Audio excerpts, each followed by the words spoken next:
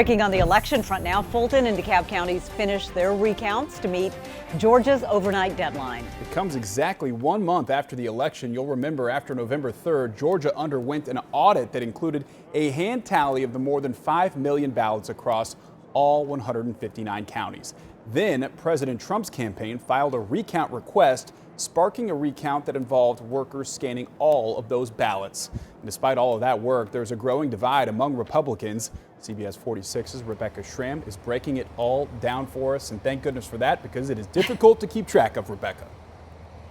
Yeah, something new happens every single minute, Rob. As we await the results of the recount, something happened yesterday that deepened the division among Republicans. And so there's now even more concern that a certain block of Republican voters might not return to the polls for a very important runoff race in a couple of weeks.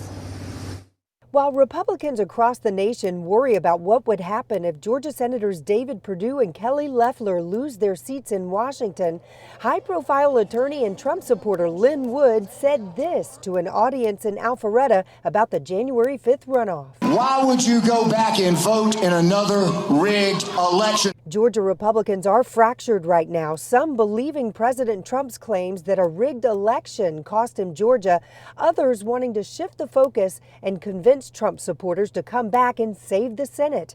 Georgia's voting system manager firing his own round. Lynn Wood, pacing across the stage, said we shouldn't go out and vote for Senator Loeffler and Perdue.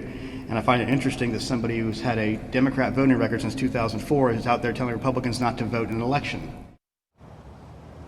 And we have learned another rally is scheduled for 9 o'clock this morning here at the state capitol. We'll certainly cover that for you. Coming up in our next half hour, we're going to show you how Wood got that crowd in Alpharetta to start shouting, "Lock him up," talking about the Republican governor here in Georgia, Brian Kemp. Live at the state capitol, Rebecca Schramm, CBS 46 News. Rebecca.